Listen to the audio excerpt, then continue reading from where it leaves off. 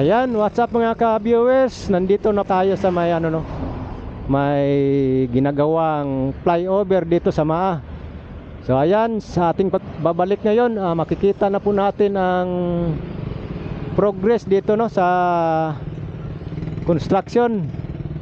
So inumpisa na pala itong abutment dito sa may MAA flyover. So dito po ito sa side ng Monte Ridge, So sana next update po natin is may progress na rin dito sa may abutment, kasi itong tulay dito halos naka-flooring na po lahat itong 800 meters na tulay, Okay, tuloy-tuloy po tayo. So what's up po?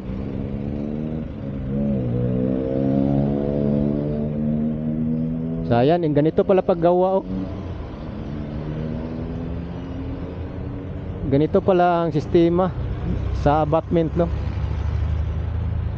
may bloke-bloke na simento.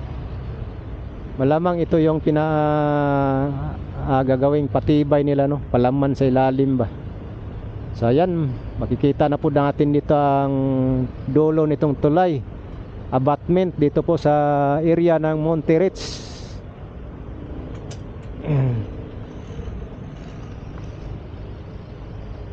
So kung mapapansin nyo dito, mabagal po talaga ang takbo ng mga sasakyan dito dahil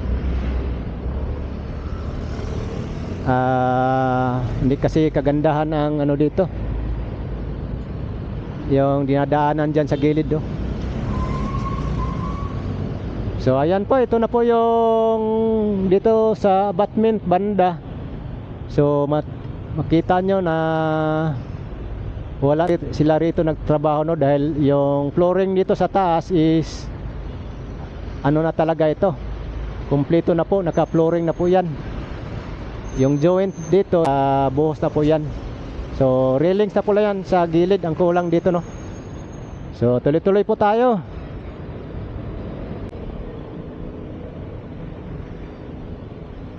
So tuloy-tuloy po tayo, ayan. So ito na po yung kahabaan itong ginagawang flyover, So ayan, dito na banda sa malapit sa may simbahan ng St. Francis. So marami pong naka-stack na culvert. So ayan, makikita dito na pwede pala dito mag U-turn. So may U-turn slots po dito. Ayan, dito tapat ng Woodridge area.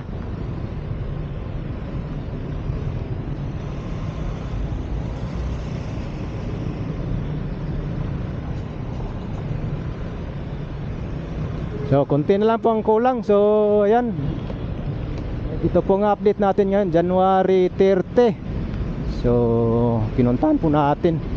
So kitang kita nyo naman na ang lalaki ng mga poste, Talagang dito sa ilalim wala na, na talaga, silong na talaga, lilim na ba. So ito na po dati yung traffic light dito. Yan, ito po yung traffic light.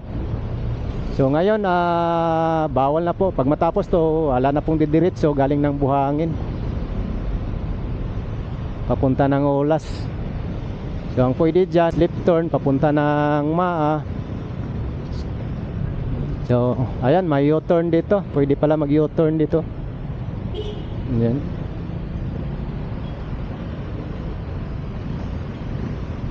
So dito na side, titingnan po natin dito dahil dyan makikita po natin ang flooring dito, tagos pa yung paningin natin, parang wala pang buhos dito, So titingnan po natin ito sa ating drone shot. So ito po, malapit na lang po ito dito sa abutment side, sa south na side, itong flyover construction. So yun na nga, makikita po natin is wala pa palang flooring, buhos, dito na side. So silipin po natin sa ating drone shot dito, So at least na kumpleto na ang girder, then buhos, flooring na lang ang kulang, at saka mga railings. Yan. Ayan.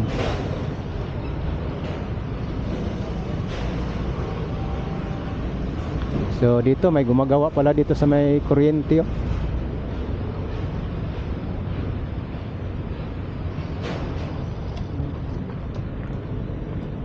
So ayan po. So ito na po yung abutment dito. Ayan, titingnan na lang po natin sa ating drone shot dito. Kuha po na tayo ng drone shot dito. Okay.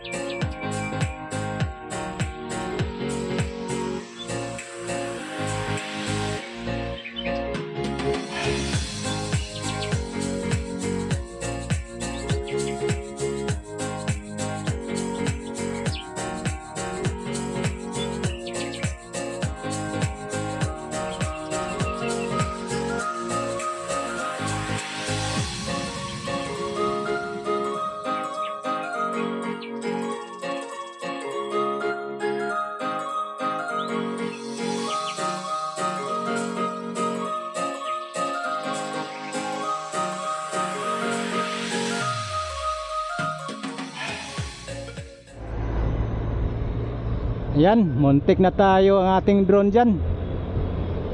Muntik na sumabit sa kuryente. Buti na lang powerful yung drone natin.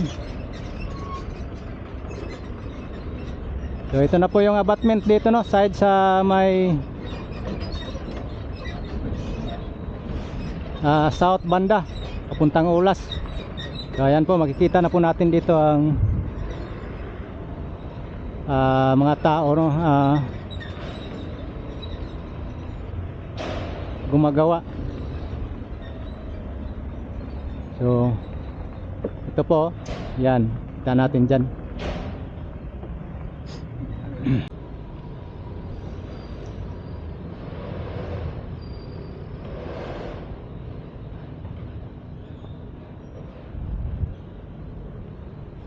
Sa oras na ito ay medyo maluwag po ang itong area no, sa ilalim.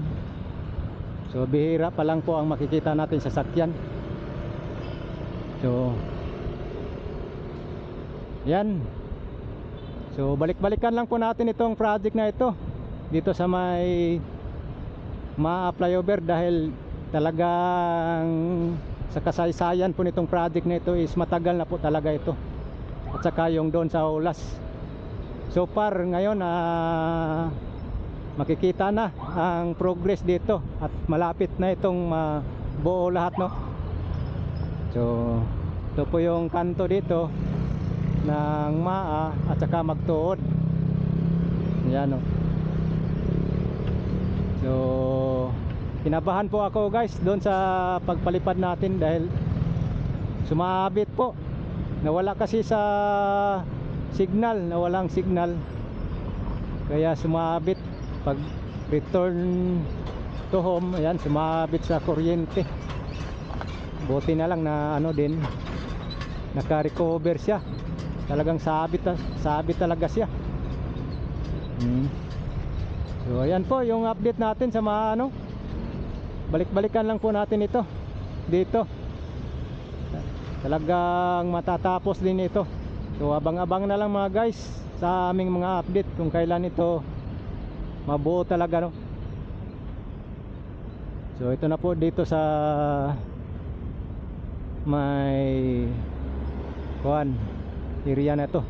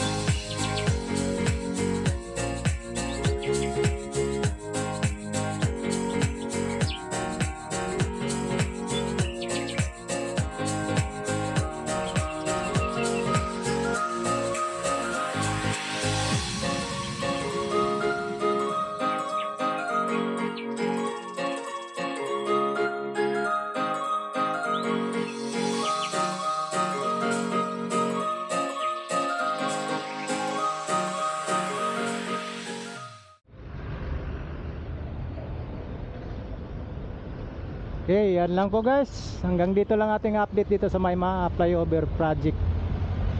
Okay, like and share lang po itong video guys. So thank you so much. God bless po, God bless. See you next update na po.